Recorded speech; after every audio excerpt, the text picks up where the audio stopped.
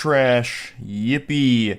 The Star Wars Battlefront Classic Collection, which I've been looking forward to, turns out to be nigh unplayable. It's once again a revolting pile of garbage put into the landfill here, and I don't understand how you can even fumble this hard. So last night, 10,000 people tried to play on launch. Now it's a ghost town. Only 3 servers were available with 64 slots, so a total of about 200 players, which means you had better odds of making it into the NBA draft and getting selected than making it into one of these servers last night. The competition was fierce. You would have needed an actual Jedi-level midichlorian count to make it into this 200 exclusive slots available for this game. And if you didn't, you couldn't play the multiplayer, which is the main draw for the Battlefront Classic Collection, obviously, for 35 clams. 35 smackaroos here to basically just get declined from the frat party. That's outrageous. Like, $35 for the Classic Collection, I think, would be a reasonable price if everything was actually improved, like if they, made the visuals better, the multiplayer was super crisp, super clean, very tight. Then I could understand that, because you're getting 2 full games, really. But as it stands, you're not even getting a game. You're getting slapped, spit on, and then beef stewed here, bare ass, by this company that's just exploiting your nostalgia. It's tragic. Why is it so fucking rare for games to release in a functional state on launch? And to add insult to injury, take a peek at this puppy. They didn't even bother to put any level of effort into making it a reasonable size. It is 72 fucking gigs! 72 gigs! Where does that extra bloat even come from for the bloat lord? What? How? I know I made a video ranting about this a while ago, how, like, every game is 50 plus gigs, even the simplest shit ever. Like, I guarantee if they remastered Pac-Man, somehow that'd come out to 55 fucking gigs at this point. Where is it even coming from? Are they just hiding uncompressed assets in the game just for fun? Like, oh, here's a rock that takes up an extra 5 gigs placed in the middle of Naboo for no fucking reason. Or, oh, it's a remaster, so on all the TIE fighters, we made sure to improve the windshield glass, so it's highly reflective and it's 15 trillion polygons, but it also added an extra 20 gigs worth of space required. Like, where is it even coming from? It doesn't make sense. The only explanation I can find is that it's bigger now because they had to make it more compatible for, like, Steam Deck and shit. But, like, that seems a little excessive, right? Like, that seems like a lot of extra space that came into play just for compatibility's sake. I don't know if that's necessarily it, but I'm also a goddamn Neanderthal, so perhaps it is. But I'm still very fucking tired of every game being like 50 plus gigabytes for no reason. These are 20-year-old games. They are 20-year-old games, and you did the bare minimum with the remaster to begin with. Why the fuck does it require 72 gigs? It's incomprehensible. Now, earlier this afternoon, I decided to hop into the Crucible myself to get a first-hand experience of this garbage, just to see if it really is as bad as everyone's making it out to be. It has mostly negative reviews on Steam. It's got like a 21%, which I think is alarmingly high if it barely works. So I spent like an hour and a half with this little shit stain, and I was able to find games for the most part, so it looks like they added more servers here so you can actually get into lobbies more frequently. But I almost wish that wasn't the case, because every game is unplayably laggy. Like, this guy's got me in a Dormammu time loop here. Like, everyone's teleporting around, rubber banding, disappearing, reappearing. It's like I'm caught in a fucking fever dream. And sometimes you'll just randomly get hit by, like, this invisible tornado that'll have you spinning around in circles, nauseating you. It's absolutely awful. I'd rather just not even be able to get into a game as opposed to having to see something that I loved turn out like this.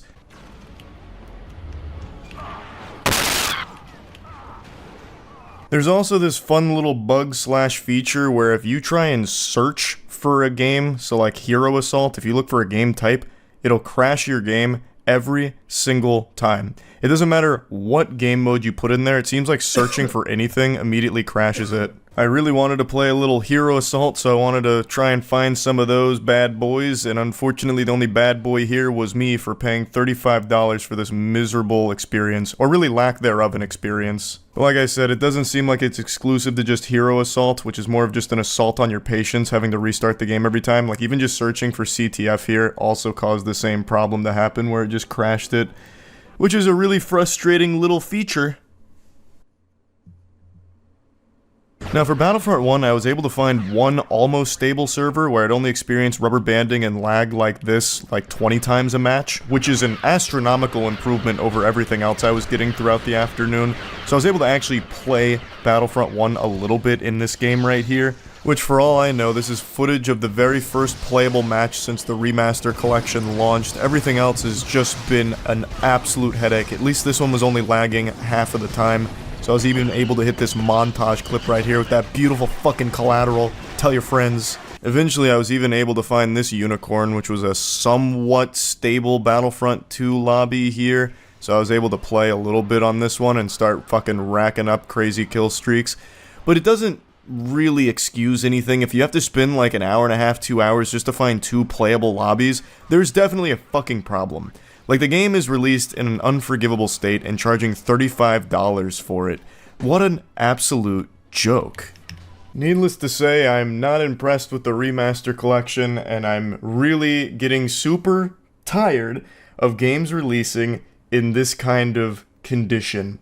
There is no way they didn't know that 3 servers wasn't going to be enough. Like, they had to have known that. So on launch, most people couldn't even play it. Like, what do you stand to gain from that? Most of those players, I imagine, refunded it when they realized they weren't getting in. So even if you do fix it, they're not coming back. So all you do is lose money by doing that. Why wouldn't you prepare better? Why wouldn't you put more time into it to optimize it so that way more people would be able to play it? It just doesn't compute. Like, the amount of money you're saving by not introducing more servers or by not making the game run better, by putting no effort into optimizing the game, cannot be worth it in the long run because you stand to gain so much more from people actually having access to it and wanting to play. Right now, it is so hard to enjoy this game, because even if you do put a lot of time into it, it's going to take a while to find a lobby that doesn't just suck shit. So you're better off spending the 35 clams on a game that actually works and is actually fun, like Helldivers 2 for instance. You can get so much more bang for your buck from anything that's not this remastered collection. Just an outrageous waste of time and money. I think it's just a quick cash grab trying to capitalize off everyone's nostalgia for Battlefront 1 and 2. I still remember Reddit used to be feral for Battlefront 2. At least once every 3 months there'd be like, does anyone else remember this hidden gem? And there's a picture of Battlefront 2. Does anyone else wish that there was a sequel to Battlefront 2? And then a picture of Battlefront 2. So I think they may have just been like brainwashed by r/gaming for their unbelievable love for Battlefront that they thought they could just pump anything out and get like $1 million overnight for it, which I just don't see being the case, because this is not a good remaster. It doesn't even work hardly. Now I know we did end up getting the Battlefront 3 and 4, and I hate this naming scheme where they just called it Battlefront and Battlefront 2 again, even though it's the 3rd and 4th of Battlefront series. But those 2 games never really scratched the itch that the OGs delivered, which is why so many people, including me, were excited for the Remaster Collection here to bring it back, pump some life into it, and just get that blast of early 2000s gaming nostalgia. Like, of course, not all of the mechanics and everything are going to age well, but you can at least make the experience smooth, so that way you can still have a good time playing it and appreciating it, which is what I was expecting, and not what I got. This game is a pile of dog shit, and I cannot believe that they are charging $35 for it. It's not worth it. A YouTuber that I'm positive no adult knows or cares about, but it's just been quite some time since our last meaningless YouTuber beef that I thought this one was at least worth talking about because it's a nice little treat. It's beginning to feel a lot like 2016 with this one. So to break down the situation briefly, 2 YouTubers were staying at the same haunted hotel that they were using for content, but then it leads to a bit of confrontation, and then eventually just a truly sour relationship between them. And there's a lot of big YouTubers involved here, and it all leads to this giant fucking black hole of main character syndrome, so they all get aggressive, and they all start filming each other, so they're saying all their aggressive shit towards their camera about one another. It's a big mess, it's very goofy. The main 2 players here in this soap opera are Brent Rivera, a channel with 25 million subs, and I guarantee you haven't heard of him if you're over the age of 18, unless of course you're suffering from some psychological damage and actually enjoy watching an asshole babysit children, like actual kids. and for some reason make a lot of content specifically with 10 and 11-year-olds. His audience is very clearly like actual toddlers, like goo goo gaga, here comes the airplane with the vegetables level children.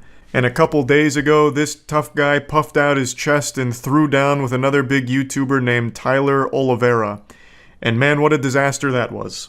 Now, I don't want it to get twisted here, I'll be very clear. I have no problem with people who make content catering to children. It's extremely smart to target that demographic because of how lucrative it is. But there has to be some level of self-awareness when you do that. Like, have some shame. You're not a tough guy like Brent Rivera pretends to be. Brent Rivera got confronted in the real world, and I'm using that word loosely because it wasn't really confronting. He got trolled in real life and just for some reason acted far stronger and more badass than he is. Like, bro, you make videos eating gum off of a child's shoe. Like, why are you going to try and pretend to be like this fucking man's man when met with controversy or when met with conflict in the real world? So it ended up being a horrible look for him when Tyler Oliveira accidentally became part of a Brent Rivera video. I'll go ahead and show you the video that started all of this. Tyler Oliveira was doing a piece of content at a haunted hotel. Brent Rivera was doing one as well. And the two worlds accidentally crossed paths.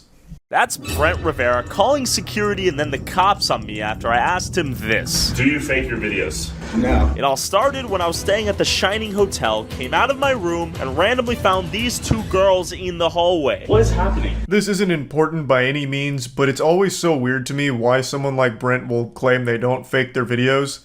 Like, even children don't care, man. You can just be honest. You don't have to lie.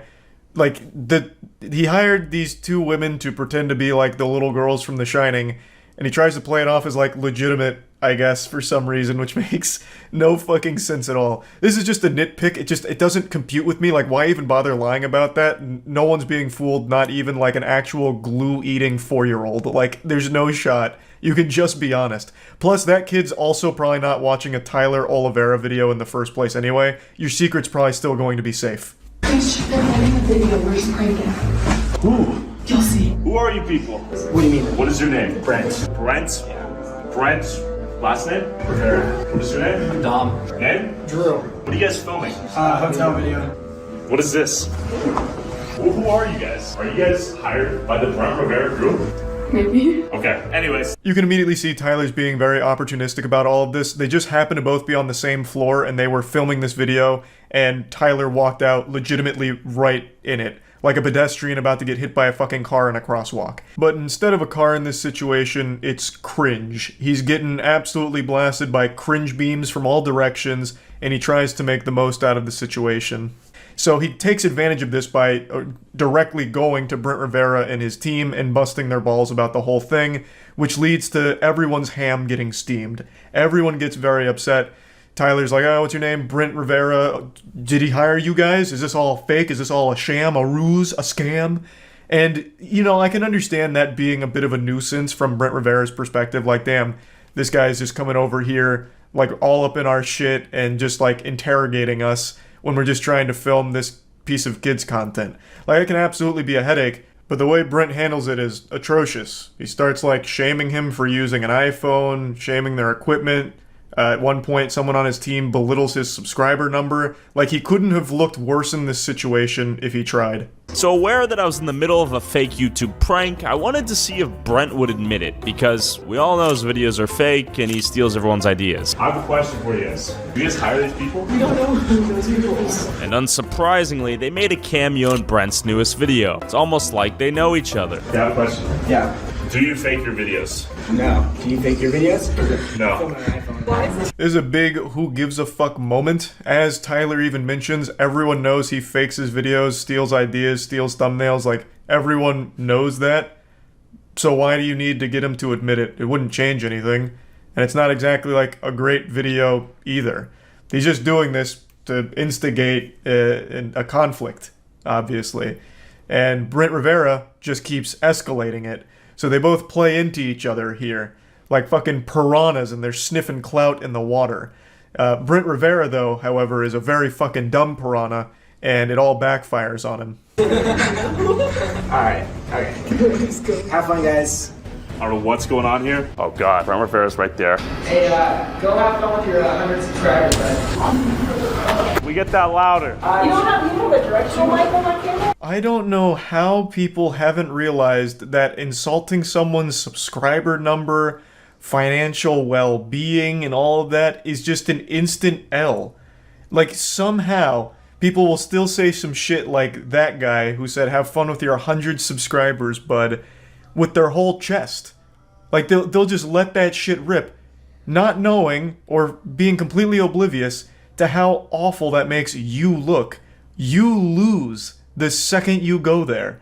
You look like an insufferable douchebag asshole, like just a fucking pure colonostomy bag of a person.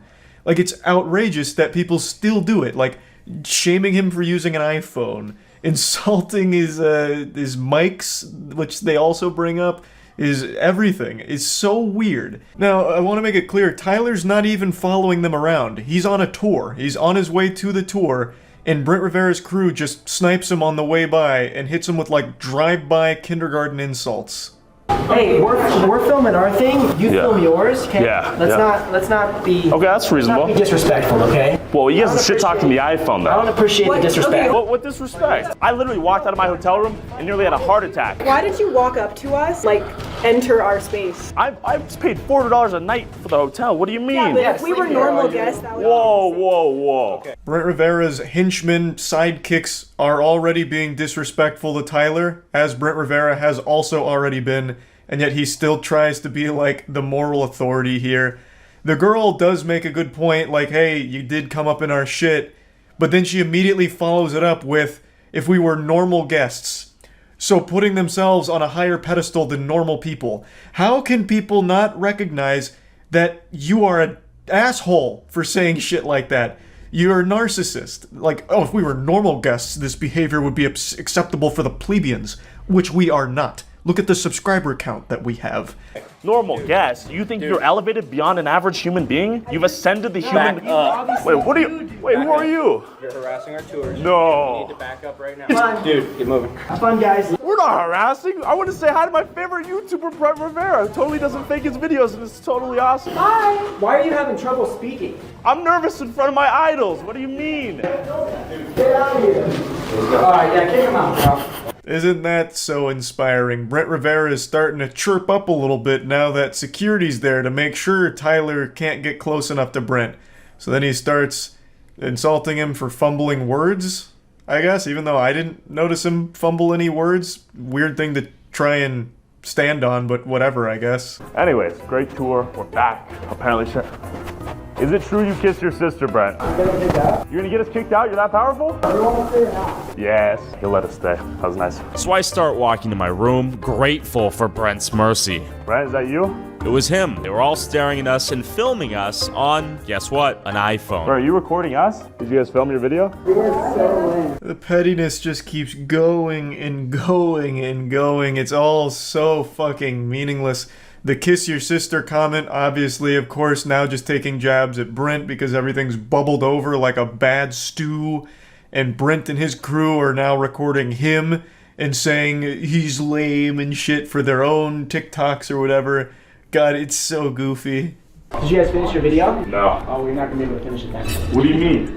I'm sorry, they're gonna come and get you guys. They're gonna kick you out. What do you mean? We paid Sorry. $375, Brent. I'm sorry. I'm not as rich as you, Brent. This is the third time harassing us. Don't harass. Whoa. You recorded me. I'm recording you because you guys are coming up to us Oh, okay. every single second. Whoa, we walked in. We're on the same floor. It's super possible a lot of shit's edited out of Tyler's video, but everything that's here is them just literally having crossed paths and then both parties insulting each other. Like, it doesn't seem like Tyler goes out of his way, especially here in the hallway. They opened the door twice as Tyler was going to the room. That's entirely Brent Rivera and his crew playing fucking peekaboo like it's a goddamn episode of Scooby-Doo with the door opening and closing and then filming him. Now, maybe Tyler did go out of his way a couple times elsewhere that's not in the video. I guess it's possible. but it's also not like he was doing a ton of harassing of them that I've seen here, aside from the initial confrontation, which Tyler obviously leaned into and walked up to them in order to fucking troll them right to their face. Like, that one, Tyler did start for sure, but Brent and his crew were the ones that continued it, at least from everything that's present here. Of course, it is possible that there's a lot we don't see, but there's not like a hero in this story either. Both parties don't look good, but Brent Rivera and his team look significantly worse. Cooperative and compliant with us, and I appreciate you being reasonable about it. For sure. My apologies. Sorry, guys. All right. It ends as you'd expect. Brent does get them kicked out. The cops do show up, and I'm sure Brent finished that video and it sucks. I guarantee that shit is trash. But that's the conclusion here. Just some petty YouTuber beef that I thought was just at least silly enough to talk about. Crypto project to laugh at. Yesterday I was finding tons of beautiful NFTs to make me sick to my stomach, such as the Adolf Hitler collection, where apparently Adolf Hitler's soul has been minted into the blockchain in a collection called the Adolphis, which is basically Bored Apes but with Hitler. I'm guessing that project's really popping off. And then, of course, recently Troy Baker went on Twitter and publicly shot himself in the foot by announcing his own NFT project, saying, "You can hate or you can create." And collectively, he got hated. He got fucking ratioed straight to hell. He got banished to the shadow realm with a fat ratio. But neither of these projects are what we're talking about today. Today we're going to be looking at Cryptoland. I actually watched this on stream the other day. Before I enlighten you with the Cryptoland video, I wanted to clarify something. On stream before I watched this, I mentioned that I knew a very limited amount about Cryptoland, but I did mention a shitstorm that I saw on Twitter with Cryptoland in regards to kids. So I said that they allowed kids on their island, but apparently this wasn't exactly what they said, so I'll just show you the tweet. This was the tweet that caused all of the drama on Twitter, and it's a fucking weird tweet. So it's even, like, more disturbing than what I said going into the video, or what I thought it was about going into the video. It deals with the age of consent on their island. So, further clarification, Cryptoland was also trying to be a real-world thing, where they were actually going to own a Fijian island for crypto enthusiasts, and someone asked what the age of consent on the island would be, and they just said mental maturity is enough with a winky face. So you can see why this was immediately just written off as a fucking creepy project. I just wanted to clarify this before showing you the video, because I got it wrong in the beginning with what this was actually about. And also, one other thing I learned is that Cryptoland has been DMCA striking people that shit talk their project. So if that does happen to this video, I will be fighting it legally, tooth and nail, and put as much money and time as I need to in order to combat that, because that is some outright bullshit. Cryptoland, I think, is what we're going to start with. Cryptoland is this new crypto scam or something. I don't know shit about it. The only reason I know this exists is because I saw an argument on Twitter where someone asked, who's allowed on Cryptoland? Are kids allowed? And they said anyone's allowed of mental maturity or something, so then everyone started calling Cryptoland Epstein Island. That's the only thing I know about this, and I know they had like a full-blown animated announcement that was really embarrassing. Hi, this is me, Christopher, a crypto degen with a crush for crypto kitties. I'm on my way to Cryptoland, the #1... That was pretty that was pretty quick. After just giving a brief backstory of the only thing I know about it, saying they like kids on the island or whatever, he just talks about his obsession with crypto kitties. In 6 seconds. Wow. And when Connie, Tier 1 the founder, Chris told me that generic. visionary investors could own a piece of this unique island, And I did kid one. smashed bought one of the 60 exclusive parcels on the blockchain hills. That's how I became a king cryptolander. And there it is. Yeah. Let's go, Cryptoland. Connie? Christopher! Come here, buddy! Oh, Jesus Christ. Yeah, 50,000 blocks at least. Been waiting for you since... This is like one of those What old are you, a pending PC games that came in transaction cereal Well, I guess I'm boxes. confirmed now. Welcome to Cryptoland, the hodlers of last resort. This must have cost them so much to make. All the other King Cryptolanders have been arriving from all corners of the world. When we get to the blockchain... Oh, that's another thing. Also, one more thing I kind of know about this going into it. Apparently this wanted to be more, or wants to be more than crypto. It wants a physical island that you can go visit, which is why people got really bothered by them saying, like, as long as you're mentally mature, any age is welcome. Because that's like a weird thing to say. And, like, welcome onto your island of crypto, bros. So I think this whole thing is about like a real place in the real world that is also tied to the blockchain or something. Again, I only know a very limited amount from the Twitter arguments I was reading. Reddit Island 3.0, pretty much. Not your keys, not your bitcoins. Seriously? Your keys, your Bitcoin. Not your keys, not your Bitcoin. Wow. Where do you come up with these crazy ideas? You goofball. I'm not gonna tell you where. Sir? God, this is embarrassing. ready. Holy shit. What? To the room! To the room, not the moon! Entering the blockchain hills. Hey, what's that? The Vladimir Club. No, this is a real project. This is an actual project. Cryptoland is a real thing. Like, they have their own white paper and everything. A glimpse into the future we all deserve. Yeah, I guess that's one way of saying it.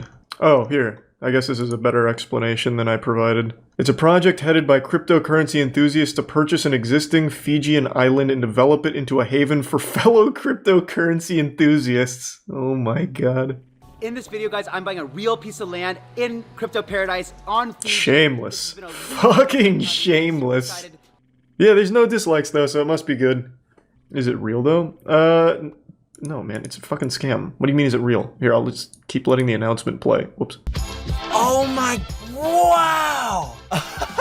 Damn, this place looks sick. Dope for vacations, but now Yo, Bored Apes? Folks approached me saying, Connie, we need somewhere where we can be programming surrounded by palm trees and views to open sea. They were sick of working. This is a great mascot. He's like Why a do that Clippy when they can work from paradise. crypto. So we built it. Come on in.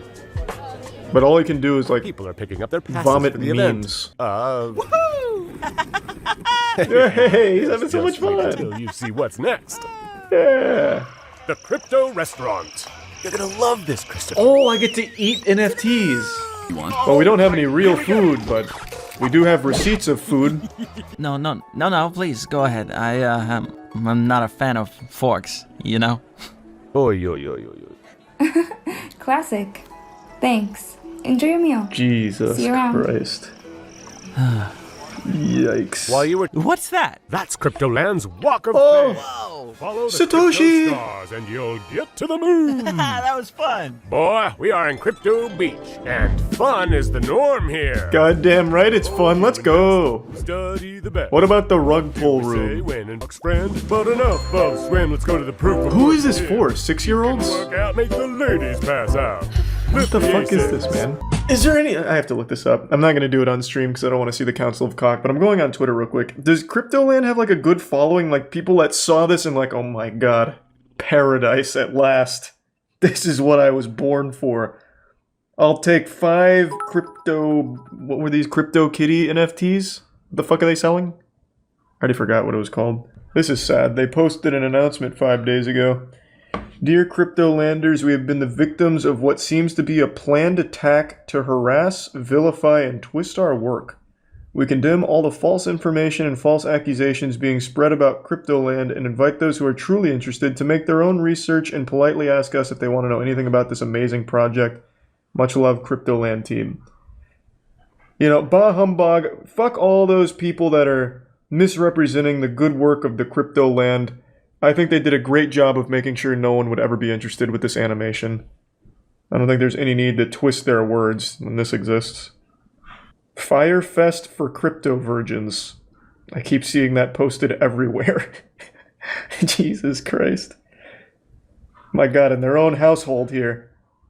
I can't find anything positive. Like, they're literally liking some of these tweets, too. Crypto is in my chromosome. Damn, this slaps. The gospel. The future is here, baby. And it's bright. Let's go.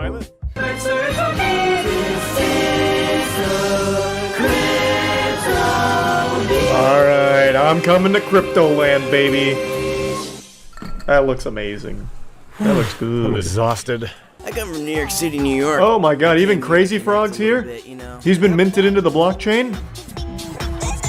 That's actually just gonna get me DMCA'd. See you all there. Hey, see you on Cryptoland. Alright, that looked awesome. the land of DMCA strikes and cease and desist letters. They have resorted to legal threats and DMCA strikes and misrepresenting information. Is that right? Because they are doing the good old DMCA and sending legal threats to people. Are they? So good luck with that one, by the way, guys. But either way, let's start looking into some of this stuff. The tweet about age of consent, right? Somebody tweeted at them and said, "What's the age of consent on Cryptoland?" And the Twitter account responded with this: "Mental maturity should be more than enough." Winky face. Yeah, now, that's what I was talking about. Yeah, this stirred up quite the shitstorm. Like just a normal question. You know? And such a normal answer. It's weird that people have been besmirching the good name of Cryptoland. Yeah, I mean, maybe this is where EDP's hanging out now. Like, he works there. I couldn't tell you. Yeah, this is a very fucking weird response. And especially the winky face at the end. I know that this is going to sound ridiculous because this wouldn't hold up in a court of law. Yeah, but you're going to bring up the winky face. The winky face is weird. Public opinion. Why is there a winky face in there? So this is when they started sending out cease and desist letters.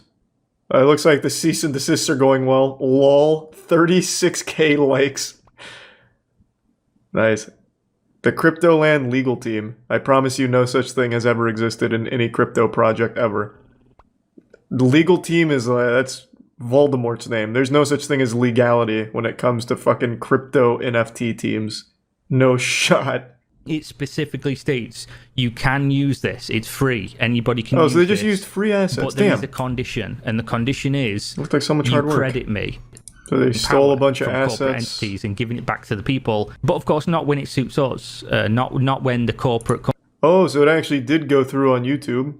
I think that's one of the most laughable parts about YouTube is that something like Cryptoland can still take down a video, like from just some person. That's pretty wild. This is a video that's showing every single one of their things is from somebody else on Instagram. So they stole everything, and it's a terrible project to begin with. Nice. Well, I'm all caught up. That animation was pretty fucking lit, though. That shit really kind of went in. Do we have any Cryptolanders in chat? Will I be seeing any of you guys? Life has been a pretty fun journey, but I didn't expect the writers to go in such a different direction with some of my interests. When they introduced the Lego scandal plotline this year, I would have thought that that'd be something that would have never clicked with me in any way. Like, maybe I'd read about it and be like, oh, weird, and then just completely forget about it. But man, this plotline for this season has been unbelievable. I have been captivated by every upload in this Reckless Bin vs. Bricks and Minifigs saga. And I think I really have to credit the super strong villains here. They're just so unbelievably unlikable, just the biggest fucking filthy, greasy dweebs you could possibly envision here for the Lego cartel at Bricks and Minifigs. It's like the Akatsuki from Naruto, but if they were not cool and just extraordinarily pathetic. But honestly, you've got to give the most credit. You got to give the trophy to the main antagonist himself, the boy wonder, Ammon McNeff, aka Ammon McNuts. God gave special care to the creation of Ammon. He said, I'm going to make the perfect twerp. And so he did, and he blessed us all with his presence. Ammon McNeff is like the perfect amalgamation of equal parts delusion and dork. Like, you couldn't... It's the perfect fusion dance of these two qualities rolled up into one guy who loves to twirl his mustache. He takes every opportunity imaginable to publicly beclown himself because he has this humiliation ritual fetish that he's addicted to. And it is just such a treat watching him go to work, man. Like, when he goes out there and flexes his non-existent muscles and just makes a fool of himself for the millionth time, it's just cinema. So Reckless Bin uploaded a new video which has new body cam footage of, you guessed it, Ammon McNeff looking like an absolute fucking imbecile per usual, and it just showcases how far they wanted to go to keep Reckless Bin in jail and like do everything they can to find every trick in the book to silence them and get them thrown in the slammer all over the Bricks and Minifigs videos they were making. And we're gonna watch it right now. He came to harass us at our place. He's out of state. So this is filmed right after I get released from jail the first time. because I got arrested because I was trying to serve them court papers to take them to court. They're just making up reasons for me to be arrested. But then I get out of jail because I paid for bond. I get out of jail. And now Ammon's just calling the police because he's like, you guys let Ben out of jail? Like, what the hell? Like, how could you guys do that? Ben needs to be in jail right now. I can already just picture the scene in my head in Ammon's office. He's lotioning his shit up, celebrating that Ben's in jail, only to find out a little bit later that he paid for bond and he's out. Fucking flips his table over. He's sweating profusely, squealing. Ah! And so he instantly gets the police on the horn. Because I think Ammon McNeff calls the police more than he calls his own family. Like, he is more acclimated to their department than he is his own household, most likely. So he instantly gets them on the horn, starts bitching and moaning, whining. How could you release Ben? Are you out of your minds? This is a terrorist. He is a global threat. You've doomed us all. He walks the streets again. We can't sleep soundly anymore. What have you done? So he was arrested, and I think he was booked into the Utah County Jail. Okay. And he must have been released, even though he's an out-of-state, like flight risk. He was released, and so he's a YouTuber that does this stuff for videos and clicks. Okay. He was arrested in California for doing this kind of trespassing and kind of stuff. Like before. Just I think in 2024. Right. My first time getting arrested ever was for serving my court papers. This is my first time ever getting arrested. This is my first time ever getting arrested, but I think Ammon's thinking, oh, well, if I lie to the police and make it seem like he's a criminal, maybe they'll just keep him in jail this time, An excellent strategy from Ammon, a classic in his playbook here, lying. He does love that technique. It's something that he employs often. It's his signature anime finishing move.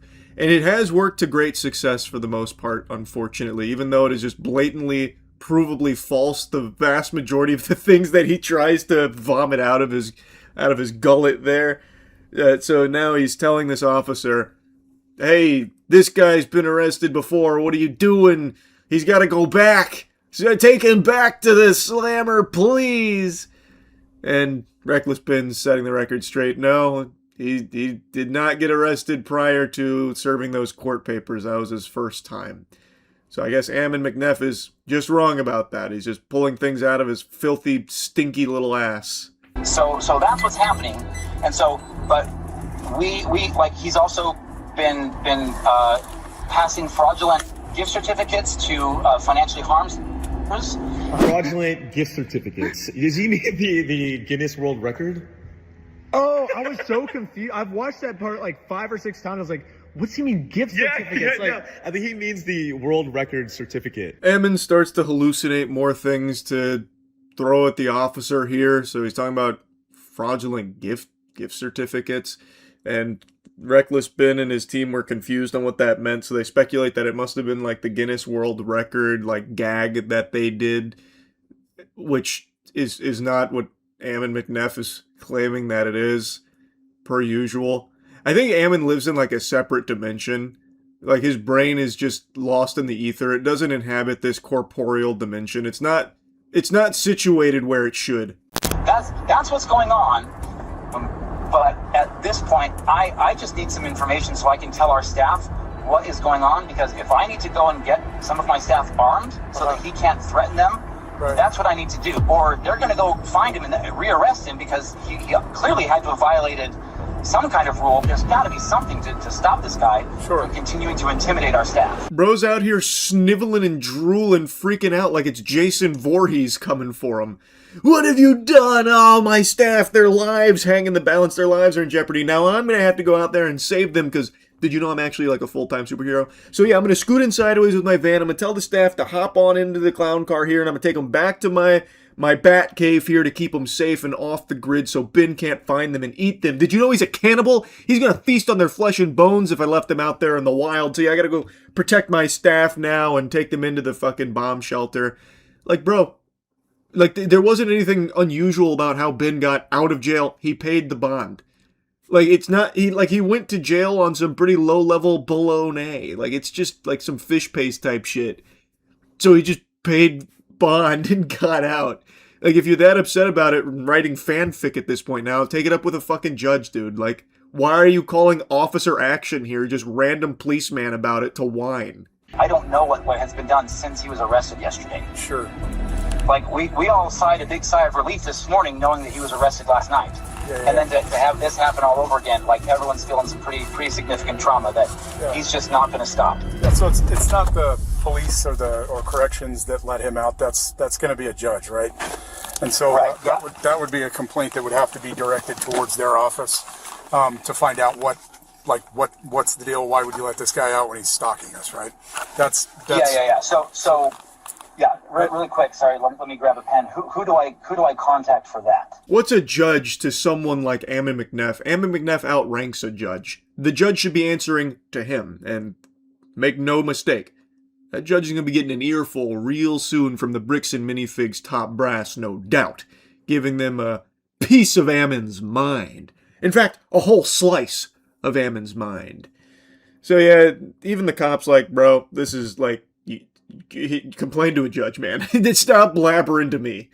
So Ammon's like, okay, I'm gonna do that because everyone's feeling so much trauma from Ben talking about Bricks and Minifigs and doing his gags and such. He's like, dude, what are you talking to me about this for? Talk to the judge. The police officer's like, we tried to keep him in jail until his court case for a month, but the stupid judge let him out. So like, don't complain to me, complain to the judge. Yeah, what are you doing? I suggest you put all evidence that you have against this guy on them. He acts really like cutesy, like he's clearly got some form of sociopathic disorder, because he lies through his teeth. He says and does whatever he can to just get away with whatever he wants. Again, multiple arrests, I think, in the past in different states. So obviously, if you look in the police records, you can see that I've never been arrested before. But because Ammon said so, maybe the police will just listen to Ammon, you know? His word every single time. They're taking his word over your evidence. That doesn't make any sense. That is peculiar that Ammon McNeff's word is law for some reason. He is just shitting out garbage, just gobbledygook, saying that Ben's been arrested multiple times when Ben is saying you can just check his criminal history. He's only been arrested in regards to the Bricks and Minifigs case, the first one being when trying to serve the court papers. So it's like he's provably unreliable with his claims. He is lying, and then he's got the gall to start projecting like, oh, Ben is a sociopath who lies through his teeth to get what he wants and get away with whatever he wants. And it's like, damn, Ammon, is that so? Wow. Interesting coming from you, the guy who I think if the truth left his lips, it'd be like steam coming out because it would have lit his whole mouth on fire. It'd be so unusual to your body. It'd cause some kind of like visceral reaction internally. It's so odd. And I love that he like Reddit armchair psychologists for a moment, like LARPing there. He clearly has a sociopathic disorder. And this is something Ammon likes to do a lot, I guess, because he does it twice in this video. You'll see it in a later body cam where he starts to speculate about Ben's childhood and how he most likely or potentially could have been abused, which led to him becoming what he is today. It's so fucking weird. Ammon is such a weirdo. Because I can stack, I'll try to stack it on this stalking case. Okay, sir. I'm going to call the jail, and then I will meet you over there, okay? Okay, perfect. See you there in a little bit. Yep, bye. Hey, it's Abrams with Orem Police Department. How you doing? You guys let a guy go this morning. It sounds like he was released from the jail today. Officer Abrams? Yep. Nice to meet you. Yep. It really does feel highly suspicious that so many officers are willing to just bend over for Ammon, constantly doing everything they can to just spread their cheeks and let Ammon have their way with them. Like, they will do whatever they can to appease him. Whatever Ammon wants, the officers are always more than willing to oblige, going above and beyond to make sure Ammon gets his way. So, like, on body cam, the officer's like, yeah, we can start stacking this with the stalking stuff. Basically saying, like, we're going to keep reaching for more things to keep putting on here for you, Ammon, against Reckless Ben. Then they eventually, meet face-to-face here on the Tinder date. Very firm handshake. And we get even more incredible fanfic from Ammon. He shouldn't be doing this stuff. Right. You know what I mean? All 5 of them should be charged. Right. Basically what they're saying now is not only should we put Ben in jail for forever for trying to serve these court papers, we should put all 5 of his team members in jail for trying to take you guys to court. You guys don't deserve to go to court, and anyone that tries to take you to court, we're going to put them in jail indefinitely. They started threatening to kill some of the staff. And so they're just like, hey, if you don't, we're gonna kill you if you don't give this guy his money back and all this other stuff and like all these things. And so we're like, dude, like you guys have to go through the appropriate legal channels. This guy has nothing to do with it. So the officer seems pretty gung-ho about this idea that really all of them need to be charged. The whole kit and caboodle, actually, not just the ringleader, Ben. It's gotta be all of them. Oh, okay, that's pretty extreme, don't you think? I don't know why you're so passionately here on Ammon's side when he has provided no fucking evidence, by the way. This officer has nothing from Ammon other than his fanfic that he keeps spinning, but I guess that's good enough. So anyway, now you can hear Ammon once again making his claim about how Ben and the crew were threatening to kill Bricks and Minifigs employees or associates, which again, all of the evidence points to the contrary, that they never made any threats or anything like that. There is not a single shred of video, audio, anything to support Ammon's claims that there were threats being made on the lives of Bricks and Minifigs employees on behalf of Ben and his team. Like they were in there threatening to take their lives, slit their throats, that kind of thing. But he keeps saying it over and over and over and over again. He has to have said that shit like 100 times about how, you know, they're threatening the lives of Bricks and Minifigs employees, even though he's never provided a shred, not even an iota of evidence to support that. But he keeps fucking saying it. Other than he just gets off on making videos and like if you look him up, again, he goes by the name of YouTube. Okay. And he films himself doing illegal things all the time, and then he gets his videos taken down, do all sorts of research on him. That's what we're dealing with, is a guy who, like, honest to goodness, he's a sociopath. Okay. As we've done some additional, searches on him, he has, it appears that a relative of him, of his, because he's originally from Ohio, and then he moved to LA, some relative of his, with the same name, that, based on what we can piece together, was, convicted of, child porn, or child, sexual, contact, some of these other types of things. So there's a very real chance that he may have been abused as a child, but that set him through a mental disorder, kind of whatever the case may be. He's clearly a sociopath and does not care about the system. My whole family's pretty close, and I'm 99.999999999% sure that's not true. But if it is true, I would like to know who that is. So, because that's probably important information for me if there is someone in my family that's like that. But now Ammon's really getting into the minutia, psychoanalyzing Ben, building the profile, getting inside the mind of a psycho sociopath freak. So Ammon stared into the abyss, and he did some painstaking research of typing in Ben Schneider. But even that wasn't enough. It would be enough to satisfy most super sleuths, but not Ammon. Ammon goes the extra mile. He typed in Ben Schneider, Ohio. And what he found really painted the whole picture for him. So, fucking Goober typed in Benjamin Schneider, Ohio, and found that someone was arrested there on some heinous charges, child porn, and made the connection that this guy might be related to Reckless Ben, might be in some ways part of the family, and thus there was a real chance that Reckless Ben was abused at this man's hands, which led to him becoming Reckless Ben. You're insane. You're an actual lunatic, you know that, Ammon? What the fuck? Just a really quick update. I think we found the guy that Ammon's talking about. Athens man is sentenced after he was found guilty of 110 felony counts for recording and distributing child pornography from his home. Benjamin Schneider is sentenced to 8 years in prison. So yeah, I guess this guy also got charged in Ohio, and he has a very similar name to me. It's actually the exact same name as me. Ben then speculates, if Ammon got confused thinking that they're related, the same person, that kind of thing. I imagine they're not related, because I think Reckless Ben probably would have known and would have said something there after he found this guy who got arrested. By the way, 8 years isn't nearly long enough for this kind of fucking gross degenerate. So I think that also needs to be revisited, and they need to up that time in jail a little bit, I would say. But anyway, so Ammon most likely found this guy, this Ben Schneider, and just assumed that they were related because they have the same name. That's watertight, Ammon. Wow. Very impressive detective work. We know this guy's a sociopath, and so we're very afraid for our staff. Yes, sir. And these guys coming in, they've threatened people before. They don't care about the law, right? Right. And that's what makes us very scared, is because, again, like, and I'm kind of asking a serious question. In your opinion, would you go get a shotgun and bring it in the store?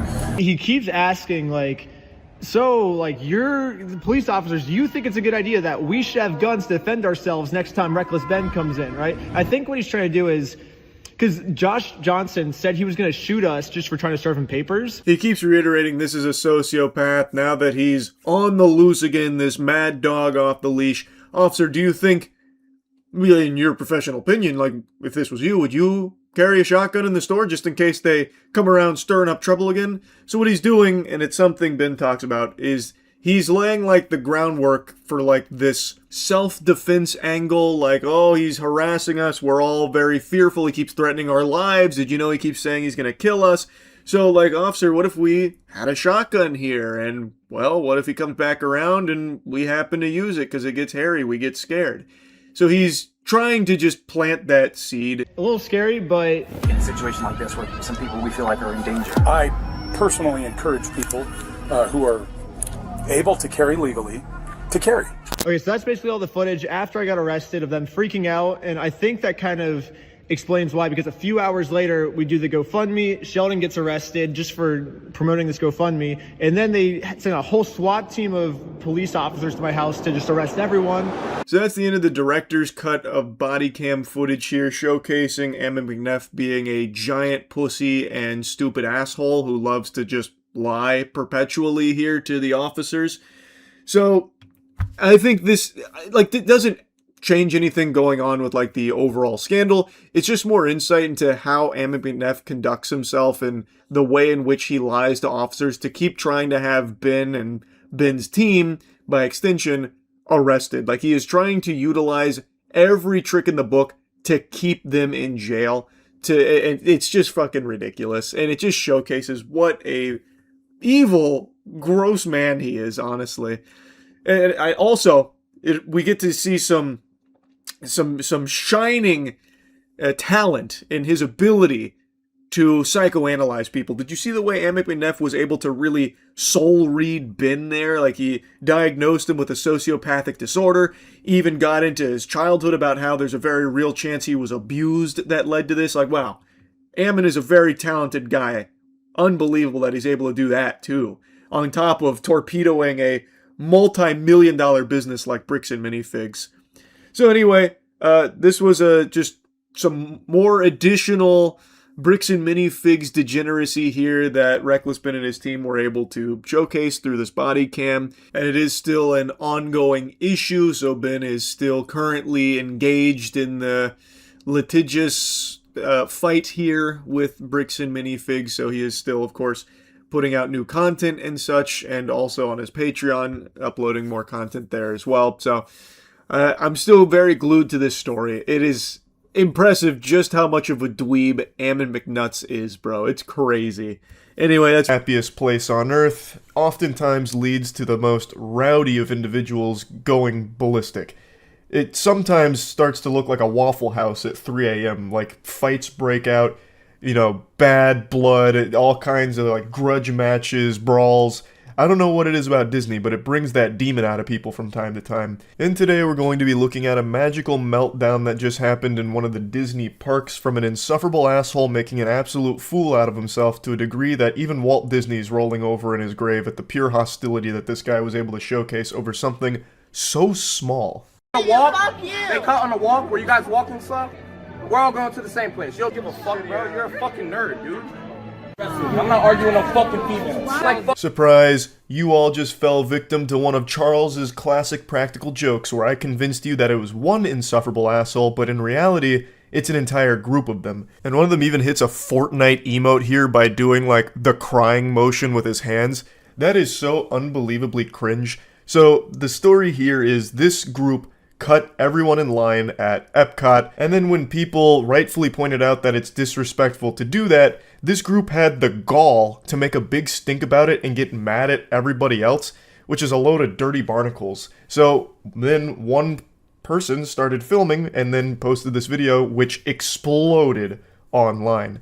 Now, while the whole group does suck fuck, there is one clown amongst them that shines brighter than all the rest, and he's about to introduce himself. Harry Potter, nigga. Shut the fuck up. Is that supposed to be an insult? Yeah, shut the fuck up. Run. I don't give a fuck. You shouldn't have said shit to me. Mind your business. You shouldn't have cut everyone. Mind your business. They did it. I got here before you When you get up, they cut on the walk. They cut. God, this whole group looks like they accepted an open casting call for background extras in Stranger Things. So then, fuck you. You're a nerd, bro. His main insult is calling this guy a nerd. That is some childish nonsense right there. I'll say some childish phrases ironically, but this guy keeps using it aggressively, as though he thinks it's legitimately like some kind of big dunk. I was half expecting him to whip out stupid face, like, hey, stupid face, loser. And then his friend is only making it worse by Fortnite emoting like this. I have expected the third goober there to start doing the L dance or whatever.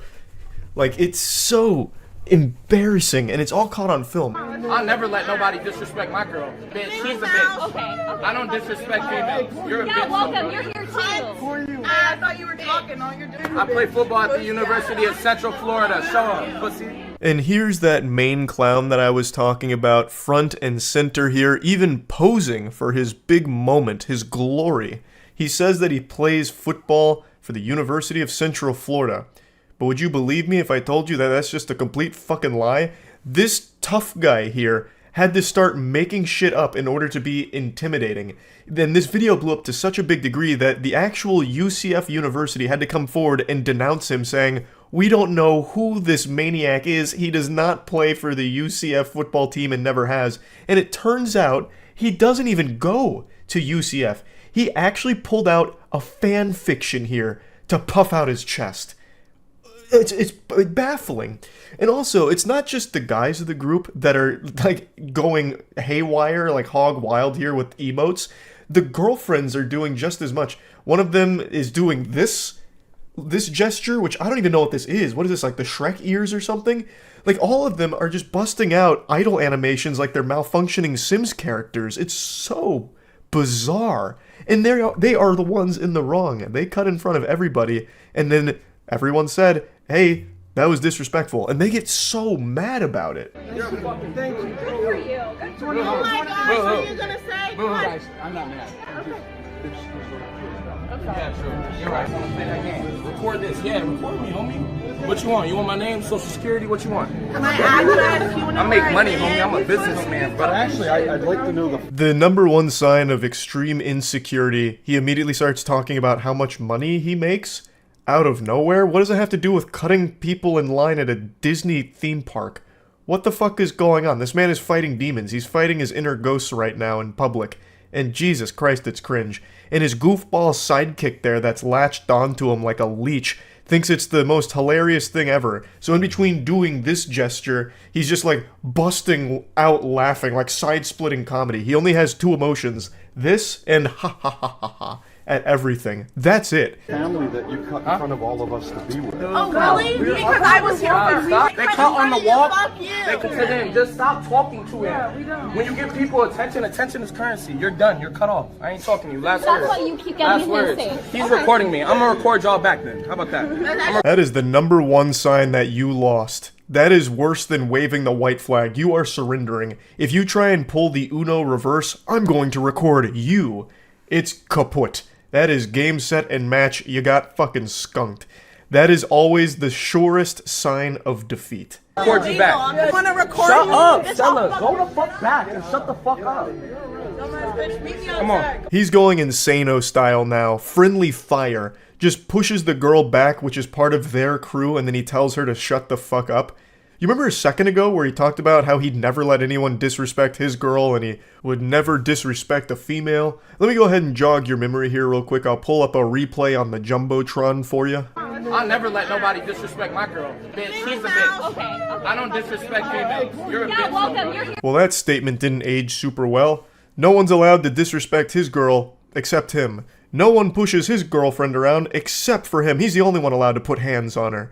And that's exactly what he does. You absolute fucking degenerate. Now, he doesn't actually play football for UCF, but if he did, he'd know that that's a fucking penalty right there, unnecessary roughness. That shit is so uncalled for. Yelling and screaming and then trying to flex about how much money you make or whatever and pretending that you play football in your fucking fantasy Narnia land in your brain, all of that is vile behavior. But what's truly diabolical is him getting physical with women, shoving this girl away. And this is someone that went there with them. Come on, bitch. We'll make it a 2 for 2. Let's do it. Oh my god, what does he look like? Can I just pull up my phone real quick? Yeah.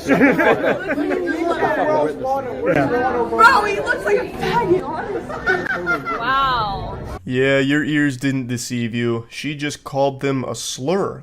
And then that NPC I was talking about earlier that only has 2 modes, this and laugh, goes into factory reset settings and lets out a hysterical Joker laugh. Like this nasally squeal that vaguely resembled the Joker. Okay. Oh my god. And so Nance is recording me because he wants to be famous. So I'm going to give him his 10 seconds of fame on my Snapchat. What's your at? What's your at? What's your at? Another timeless classic from this narcissistic, insufferable asshole saying that, oh, this guy's recording me because he wants some attention, he wants to be famous, and the only way he can do that is to suckle a little bit of fame out of my ditty. What's your at? They'll add you. What's your at? I got clout. So what's your at? I don't know what that means. I'm too. What's your at? What's your Snapchat? What's a Snapchat? Oh, okay. You're fucking weird. What are you recording me for? Yes, all of the clout that he has to give away like Santa Claus. He just has such an abundance of clout. It's just so painful to listen to him. Just a narcissistic douchebag weirdo. I don't know how people's brains get so poisoned to end up like that. Just actual rotted from the inside out. You watch me on Saturdays. You and your family tailgate outside of my stadium, nigga. Boo ass. Oh, entitled? I'm not entitled at all.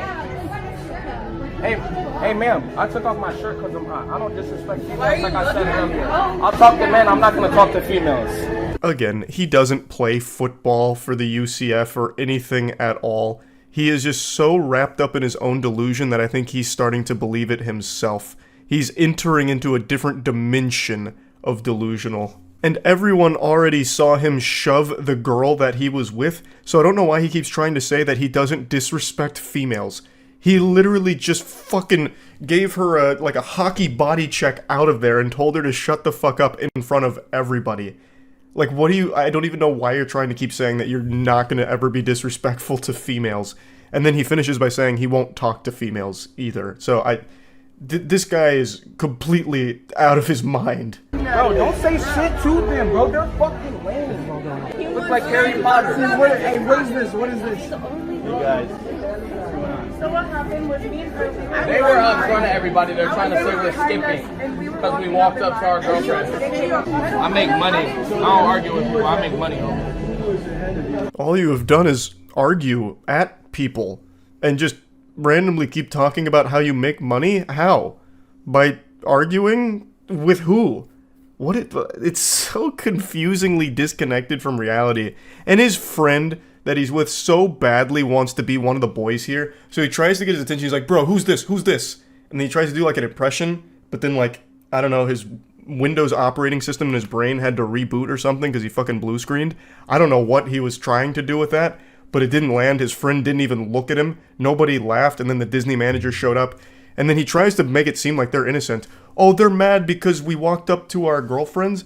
You still cut in line in front of everybody. Like, people still have a right to be like, hey, that's disrespectful and a bit rude. Like, you can still say that. Like, you're still in the wrong. Okay, you're how old? I'm 21. I got more money in NIL than you ever. I didn't see her, but look me up. Google me. Google me. What's your name? Google me. I guarantee he desperately wishes he could take those words back. That's probably one of his biggest regrets in his life. He issued a challenge that the internet accepted. So they Googled him, and it wasn't hard to find all of his information. He does have a criminal past. He's also not 21 years old. He's 23.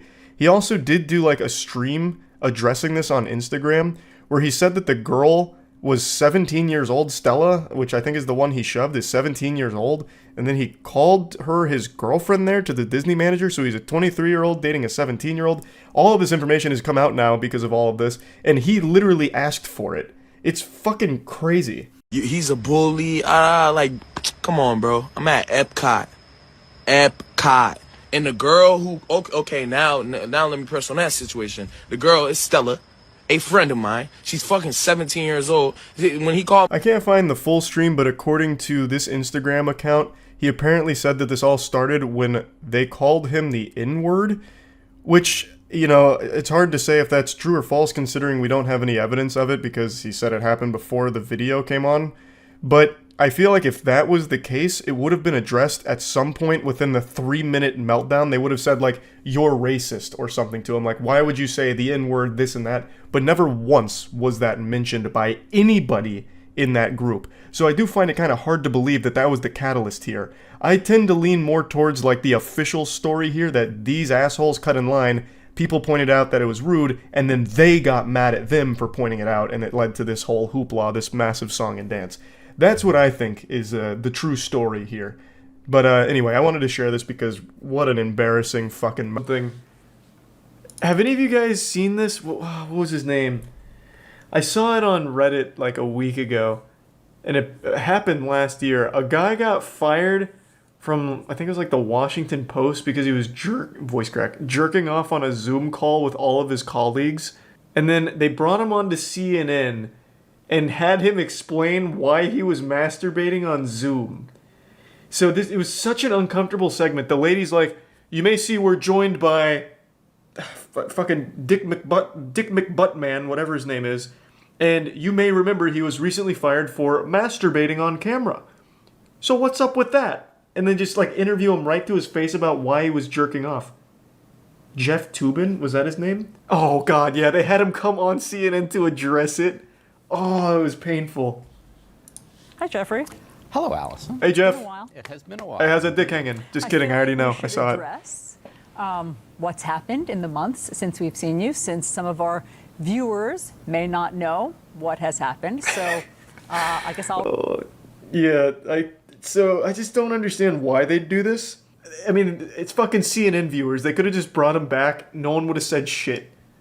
They probably didn't even know that this man's meat came out at some point in front of his colleagues and fucking full-blown Louis C.K'd them or whatever. I don't know what they were thinking, but I'm so glad it happened. Because he has to sit here and he has to sit here and explain the masturbation for 10 fucking minutes. Like I said, I only watched like the first minute or so. It is goofy. I'll recap. I'll do the honors. Take it away. Help yourself. Okay. Yes, please. I'm excited. Everyone took a break for several minutes, during which time you were caught masturbating on camera. Yes. And I'll do it again, too. Fired from that job after 27 years of working there. Threw it away. And you, since then, have been on leave from CNN. Do I have all that right? That's a pretty good lore update. Sad to say. What the hell were you thinking? Well, obviously, I wasn't thinking very well or very much, and it was something that was inexplicable to me. It was probably exhilarating, though. I didn't think other people could see me. You thought that you had turned off your camera? Correct. Yeah. I thought that I had turned off the Zoom call. Now, that's not... Even this guy in the back's like, are you fucking serious? You're telling me this guy masturbated on a Zoom call? What? Like, he's just now getting this information like I did. And he's shocked, just as shocked as I was. But I do have to appreciate Toobin's work ethic. They took just a couple-minute break, apparently. Like, they were on a Zoom call going over business, you know, doing business shit. And apparently, like, all right, we're going to take a brief recess. Everyone go get yourself a coffee or something. And in the brief 30 seconds that the people weren't there, the man just whips his cock out and goes to town. Like, damn. He's about efficiency. You can say a lot of things about Jeffrey Toobin. I've never heard that name in my life. But I'm assuming you can say a bunch of bad shit about him. One thing you can't say, though, is he doesn't know how to jerk it. And he doesn't, you know, live for the thrill, to say. Like, I have to at least appreciate that. I have to give kudos where they're due. Subsequent months, miserable months in my life, I can certainly confess. Trying to be a better person. I mean, in therapy, trying to do some public service. What a weird... Why are you in therapy? You were the one that fucking brought out the one-eyed snake on a Zoom call with your colleagues. And I would wager, I don't know this guy, I'm not gonna sit here and Reddit armchair psychologist this man, but I would wager he had to know that there was some level of danger to it. Something, like the thrill is what got him horned up. There had to be something to it. But why the fuck are you in therapy? Like, jerking off doesn't make you a bad person, but what you did does. Like, what puts you in therapy? Your fucking colleagues, based on the size of your meat, probably needed therapy. Like, he's not the victim here. I see this all the time. And I also didn't get the conclusion on whether or not he finished. I don't know if he blew his load. If I had to guess, when his colleagues came back, it was just like uproarious screams and squealing, like a Wilhelm scream or something, like, "Oh my god, Tubin! What are you doing? Oh, put it away!" We've heard what I like to think of as the politician apology, which is... What does I'm politics sorry if have you to were do with this, though? Which Unless your sounds dick to was me left or like, right said leaning, the I words, guess. Now get off my back. Above all, I am sorry to my wife and to my family, but I'm also sorry to the people on the Zoom call. I'm sorry to my former colleagues. Are you sorry to me, Jeffrey? I'm sorry to my current, Say I'm sorry to still Charlie. colleagues at CNN.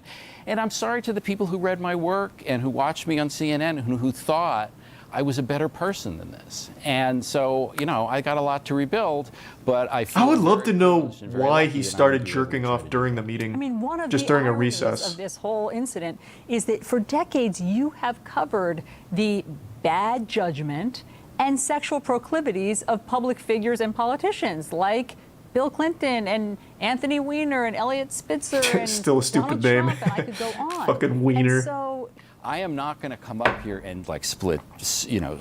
hairs and try to come up with justifications or explanations. Zoom calls are going to be a lot more fun with Jeffrey Tubin around. You never know what you're going to get now. I do want to get to It's a nice what wild the card. New Yorker decision was and the consequences. Next time he might finger his own butthole. After you had worked there. There are no surprises out there about my conduct. That I am worried that there is like there's a skeleton that's going to be found. That's spoken like a man who still has a couple good jerks left in him on Zoom calls. Let me see. It's been a while. Has he done it again? Is he a repeat offender? What's his name? Jeffrey Tubin? Yeah, it doesn't look like he's done anything since. I'll keep my eyes peeled just in case. Check X video. Yes, perhaps he's performing under another alias. Let's see. I wonder if anyone leaked that Zoom call. This is dangerous. I'm going to click on it, and I already know I'm going to regret it. It says, leaked video, Jeffrey Tubin's Zoom call. I found a screenshot from the actual Zoom call. He was ass naked. Really? So they actually... Oh, okay, hold on a minute. Thanks to Tier 1 Slushy. All right, hold on a second. Let me see. Don't act like you've never forgotten to turn off your stream and yanked it on cam. Happens to the best of us. Bro, I think about that shit all the time. Not necessarily jerking off, but I always think like, what if I forgot to put my cock back in my pants after peeing? And that's the worst because then it'd be flaccid and everyone would make fun of me. But I always have that thought in the back of my mind. I've never once made that mistake in my life, but I just keep thinking, what if today's the day? So the man really got butt-ass naked? I figured it was just like through the pants fly or something. Tubin meet. Tubin caught Zoom call. Tubin hot XXX. Doesn't exist, I assure you. Damn. Oh well. Maybe one day. He'll slip up again. That's the face of a man who's considering doing it right now on the CNN apology, like weighing the pros and cons. I could just jerk off again right now. Do you think, given that the punishment fits the crime? You know, I am the worst person to ask that. I would think you would be. Yeah. No, I mean obviously you got I fired. But other people are going to weigh in about whether it was appropriate for them to get rid of me and for CNN to keep me. It'd be hard to stay employed after doing something like this. Shows have had a field day. Should we move on to the news? Sure, let's. No, fuck that. That's boring. Talk more about him masturbating. California. You heard me talking about that the... Yeah, get me the fuck out. That was boring. I love that they did that on air for no reason. I couldn't imagine a better situation. Hey, look who we brought. Yeah, that guy fucking masturbated on Zoom in front of all of his colleagues. Hey, so what's the deal with that, huh, buddy? Maybe he started in OnlyFans. I wish he doubled down. Like, okay, here's what you guys missed on the Zoom call, and then a link to his OnlyFans. That would be great. That would be pretty cool. Cumin with Tubin. That would be a great segment for CNN. That would be fantastic, actually. You should work there. That'd be pretty good. You could report on, like, I don't know, sex worker income or something, or what's, like, going on in that market. Good old-fashioned, embarrassing live streamer. And boy, do I have a special specimen to share with you all today. The clip I'm about to show you is brand new. It only happened like 2 days ago, but it feels vintage. It's an IRL public nuisance stream that really does feel straight out of 2018, back when that was a popular genre. It's long dead now, it's fizzled out, but back in like the 2018 era, a very popular category of streaming was IRL, and it was infested with these degenerate worms that would just create as much ruckus in public as they could, try and instigate confrontation, and just be an absolute fucking headache to everyone around them. And the bigger the blow up they could cause, the better the content. It's not popular anymore because the shtick wore off and now it's just kind of pathetic and lame. But just like this guy's hairstyle, he's stuck in the past. This is a 40-year-old man who has a hairstyle of a 14-year-old emo boy. And he is a Kick streamer, he's not a Twitch streamer, but he has risen to notoriety because he has been accused twice now of having sex live on stream at Kick with prostitutes. I haven't seen it myself, so I can't fully opine on that, but goddamn, really going hard on that IRL content. You see that shit? It's fucking what we do. Unironically blasting dubstep in a train right now. And then he says, he has the gall, the chutzpah, to say, "This is what we do." Brother, you are stuck 15 years in the past. Holy shit. This is like a video I would have seen on MySpace from a pathetic guy back then, let alone 2023. Jesus Christ. I still can't get over that goofy line. This is fucking what we do. What? Sit there awkwardly in silence while you blast shitty music throughout the train? Like, usually when you say something like that, like, this is what we do, it's right before you do something cool. Like, fucking base jumping, bungee jumping, going out to play in the championship basketball game, like, anything besides just sitting down and blasting dubstep.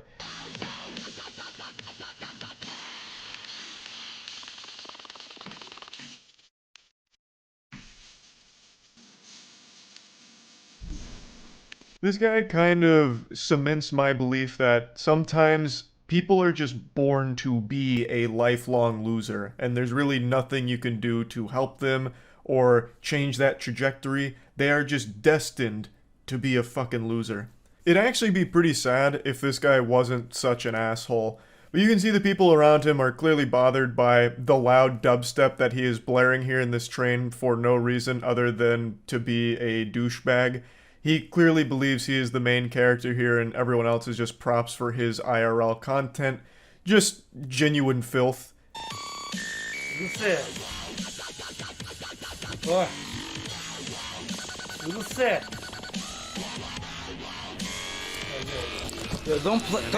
Don't touch my shit.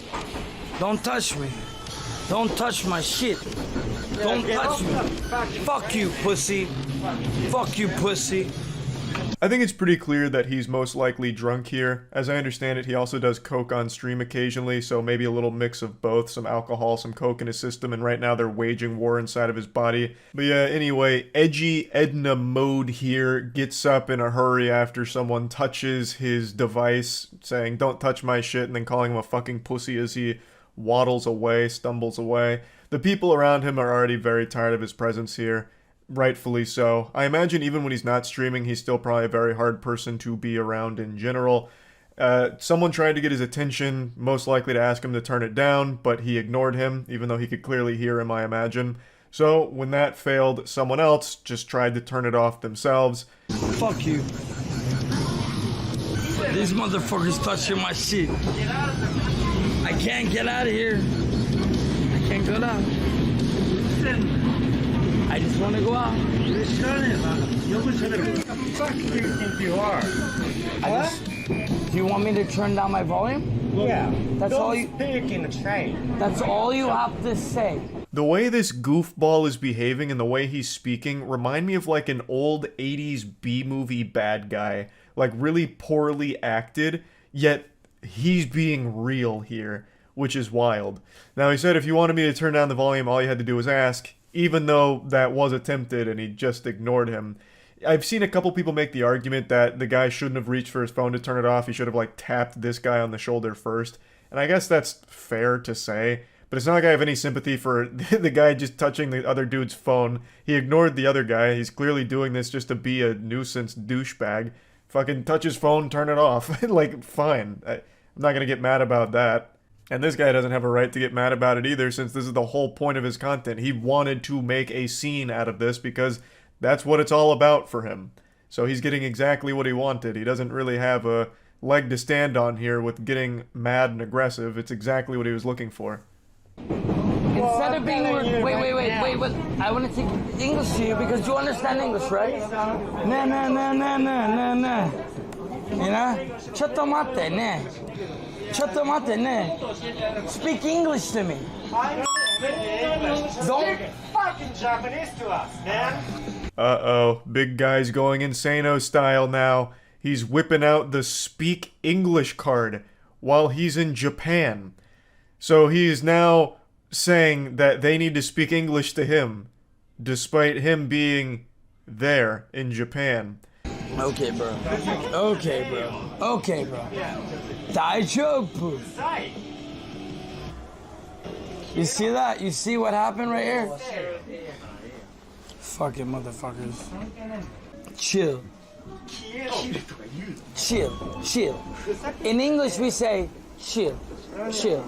No, in Japanese we say disappear. Excellent de-escalation tactics here from this guy, truly a master of his craft. A real silver-tongued devil, I'll tell you what. So, a whole conflict that this guy started for the sake of his shitty stream has escalated to a point that now makes him uncomfortable. He seems very scared now that he's about to enter into a physical confrontation. So now he's just saying chill as he's retreating off the train instantly. Like, immediately, ASAP, getting the fuck out of there. Why are you racist? You're racist. I am Not racist. You are racist, right? Racist. You're racist. No. You're racist, right? He said he was racist. He said it. You see, he said he was racist, man. That is no racist. Oh shit, stand back. This guy's using his alt. He's alting. He brought out the racist card somehow in this situation on the other guy, hitting him with that fucking crazy reverse. Good lord, out of nowhere, from the top turnbuckle, he tries to cry racism. Fucking wild maneuver here. Interesting tactics. I don't even know really where to begin on breaking that one down. I don't even think it's necessary.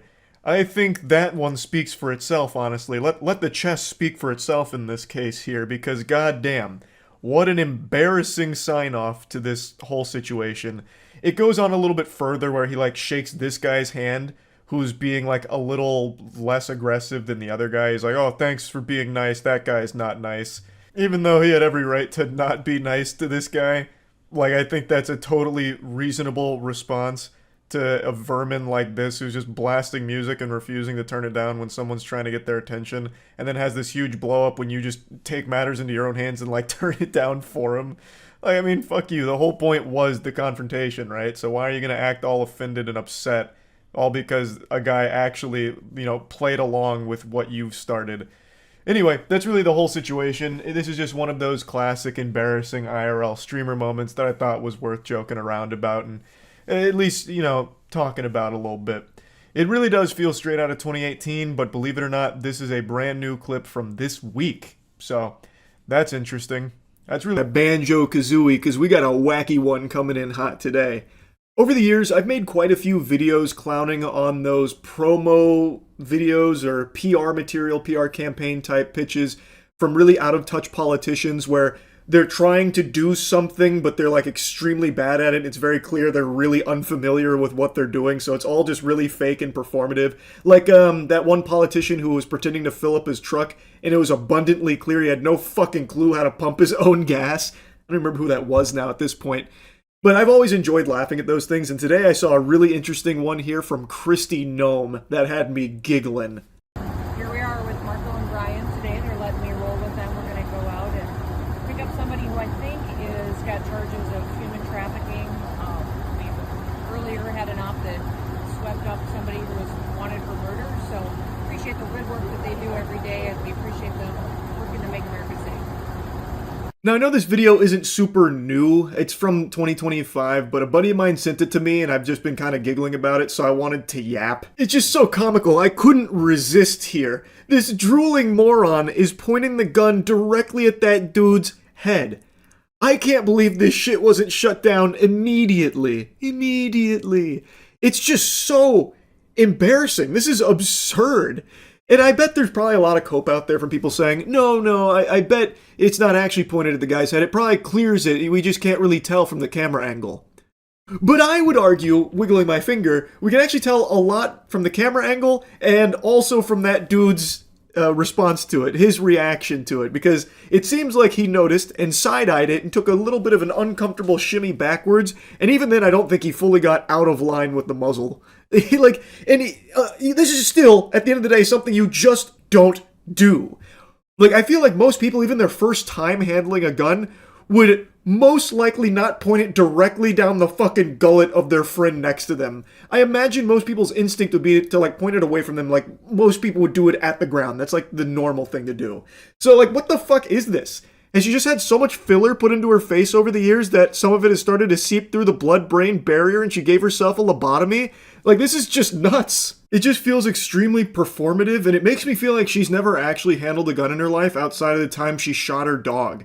No one who has had any level, even the most, like, rudimentary understanding of firearms, would do what she is doing here. And the agent to her left noticed it, looked a little freaked out for a second, then took, like, a slight step back to maybe get the barrel a little outside of his fucking temple that it was pointed at. But, I mean, I can't believe they didn't shut that shit down. Are they paying attention? Like, are they lucid? Like, I don't know how that was allowed to persist throughout the entire video. Even if the gun is not loaded, it doesn't matter. The very first rule of handling firearms, and this doesn't matter if you're John Wick or fucking Paul Cheeseburger that just happened to go to a local gun range, the very first rule of handling firearms is to treat every gun as if it were loaded. And boy howdy, let me tell you, you'll never guess what the second rule of firearm safety is that Christy just wipes her whole asshole with. Don't point a gun at something you don't intend to destroy. It doesn't matter your level of experience, these two things, the first and second rule, are drilled into your head immediately upon any kind of training or any kind of course, or if you even just went for 30 minutes with your frat brothers to a fucking shooting range, they hammer these points home because they are so important. I can't imagine a world where someone handles a gun without knowing at least these two things. Even if you've never shot a gun, you have probably heard both of these rules before. They are that popular and that well known. And yet, here she is, pointing a gun at that dude's noodle right next to her. It's crazy, and it really makes me question what their training must look like if they're letting this clown march in there and flag him like that for the entire duration of the video. It's so painfully cringe. Even if she just, like, quickly Googled how to handle a rifle or asked AI, like, hey Grok, how do I handle a rifle for this promo video I'm filming? The first two things it will tell you, most likely, are to treat it as though it's loaded, even if it's not, and to not point it at something you don't intend to shoot. I actually just tried it myself. I don't use AI for anything, but Google has the AI overview on everything that you search, so I just typed in how to handle a rifle, and literally the first two things it says: handle a rifle safely by always treating it as loaded, keeping the muzzle pointed in a safe direction. It's so embarrassing. I guess she'd been watching some action movies or maybe reading comic books, so wanted to strike a cool pose that she might have saw somewhere there. And like the agent next to her is pointing in the same direction, but I can't imagine there's like a 7-foot tall dude right next to him that's getting the fucking muzzle like straight down his gullet like he is here from her. So I can't imagine he's flagging anyone off camera. But Christy, hooey, she clearly is. In front of God and anime, we can see that she is flagging this man like a motherfucker. I can't believe they wouldn't teach her just like the basic fundamentals of handling a weapon. Like, not even muzzle awareness or anything, so they just let her flag him for the whole video. And I know I've just used that term multiple times in quick succession. I'll briefly explain what it means. I've been on a real revolver kick recently, so this is my newest one. It's a Smith & Wesson 45. It's unloaded. I would never point a loaded weapon at you, but it's this. That was me flagging you. You noticed how the muzzle pointed directly at you there? I've heard one person refer to it as sweeping, but I was taught flagging, so that's always been the nomenclature I use. So when you flag someone, it's when you unintentionally point the muzzle of a firearm at them. It's a big no-no. As you can imagine, it's something people take pretty seriously because no one wants to get shot. And in this video, it is so fucking obvious Christy has no clue what she is doing. Obviously what you're supposed to do, and it doesn't take some kind of enlightened super genius intellect to put this puzzle together, you're supposed to point a firearm in a safe direction. So typically, that'll be people pointing it at the ground, which is exactly what Christy should have done in this video here, but instead she wanted to hit the goddamn Yosemite Sam here, just blasting the muzzle right at that dude's skull. I cannot believe nobody stopped her from doing that, and I can't believe that guy noticed it and then still let it continue. He just took like a slight step back, but he still didn't even fully get out of the way from the muzzle, it doesn't seem. It's such a fucking disaster here of incompetence. Now, if she was completely alone and she wants to hold the gun like that, okay, I suppose. I'm guilty of doing that too. I have a picture of me when I cosplayed as John Wick with my AR where I'm pointing it in the air on the back of a fucking dirt bike. But I was completely alone in that photo. There was no one around me. And so, like, that one's a little bit different than her pointing it right at that guy's head. Anyway, though, just wanted to make fun of this a bit. That's